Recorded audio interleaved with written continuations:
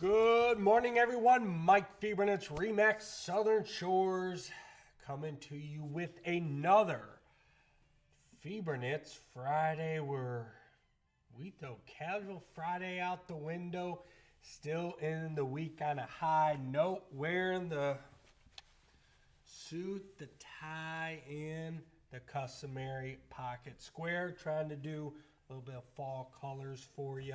So, let's go ahead and jump into the numbers for this week's market mashup, and then we'll transition into this week's topic, which is just a market update, which is very important if you're thinking about selling or if you're curious about pricing. So real quick, the numbers. Condo market, no change from this past week. You are up still 7.3% this year compared to last year's average sales price.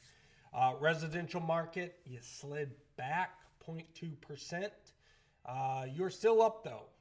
Still up 2.1 or 2.7% this year compared to last year's average sales price. Land market, huge week this past week. Up 3.5% this past week.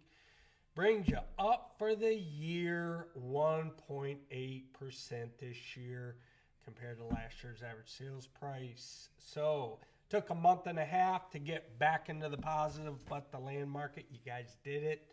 You know, you got some buyers to buy your property for higher than, the market value, jumped it up. So, just need another 2 months to end the week and the positive for the land market. So, this week's topic, current market update for 2023. Anytime I do this topic, I always take a look at the stats end of month, which this one will be end of month October. And I look to see where we're at, at the end of October 31st, November 1st. And pick you out the stats that are probably most important or that could affect you the most, and reading the market basically allows me to keep you updated, so you know exactly what's going on in the real estate market and pricing and the value of your property. So here are 4 stats I'm going to go over and what they mean to you. Now, before I jump into these 4 stats, they're not really all that great if you're a homeowner or investor. So they're still important to you because you need to know this information just so you have the information handy. So when it comes time to make a decision, I'm giving it to you. So number 1, new listings. So new listings are properties come on the market for sale. It's a new property, whether house or condo. So new listings every year in the past on November 1st, new listings have always been on the downturn, simply because a lot of sellers have taken their property off the market and a lot of sellers are waiting until after the holidays. That's why we see a big jump in January. Not this year. This year, it has actually increased, which could be a sign we're going to see a significant increase in properties after the new year. So usually it's always on the downturn with new listings coming on the market. We had an increase this past month, which is abnormal.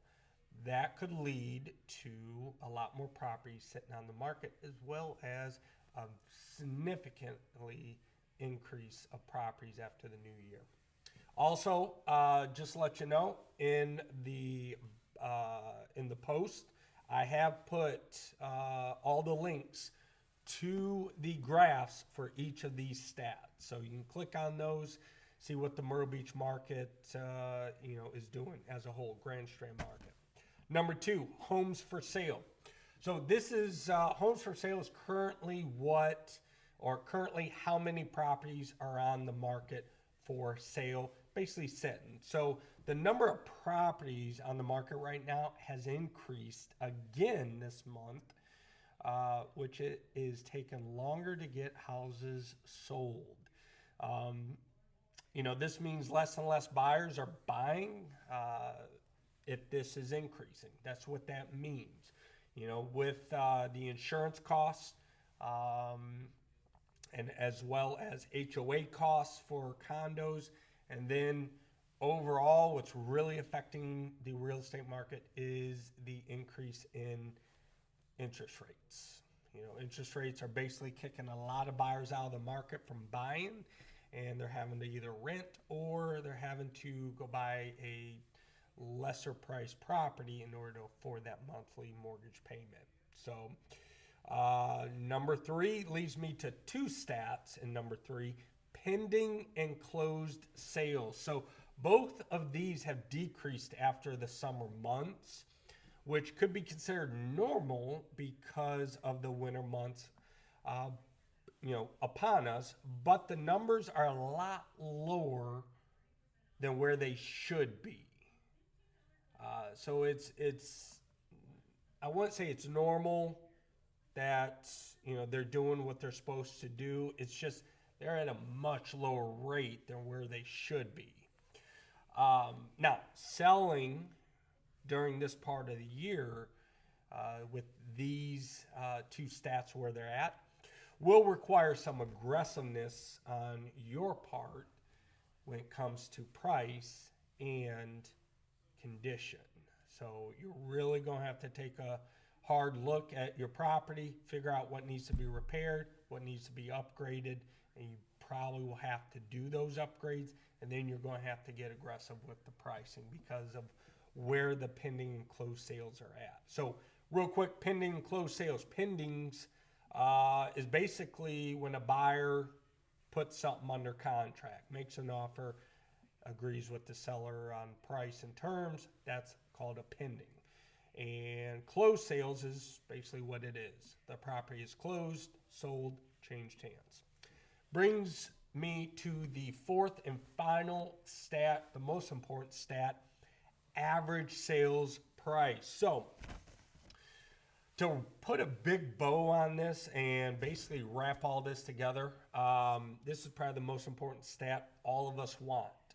As a homeowner, we all want the price to go up every single time. Now, the last 2 months, the average sales price of all properties has decreased. If the first 3 stats I gave you, actually the first 4 stats that I gave you, new listings, home for sale, pending and closed sales, are decreasing on us, which, well, not decreasing, they're going in the opposite direction we want them to go. All 4 stats are going in the opposite direction we want them to go as sellers. Then the average sales price will continue to decrease because the average sales price is determined by what a buyer buys a property at 30 to 45 days ago from when they made the offer. See, closed sales price is basically, real time. We can track that today because a closing will happen today and we can look at the closed sales price today. The average sales price, unfortunately, is from when a buyer and seller agreed to a price 30 to 45 days ago, because that's how long it takes to get through the transaction process. Could even be 60 days. So put this in perspective. Everything is going in the opposite direction that we want them to go as a seller. So I don't know how long this is going to last, but overall, looks like the real estate market as a whole isn't going to get much better until we see the interest rates decrease. When that happens, hopefully soon. I don't know if it will be. It might be a year and a half, but it's not going to get easier for you if you're looking to sell. Okay.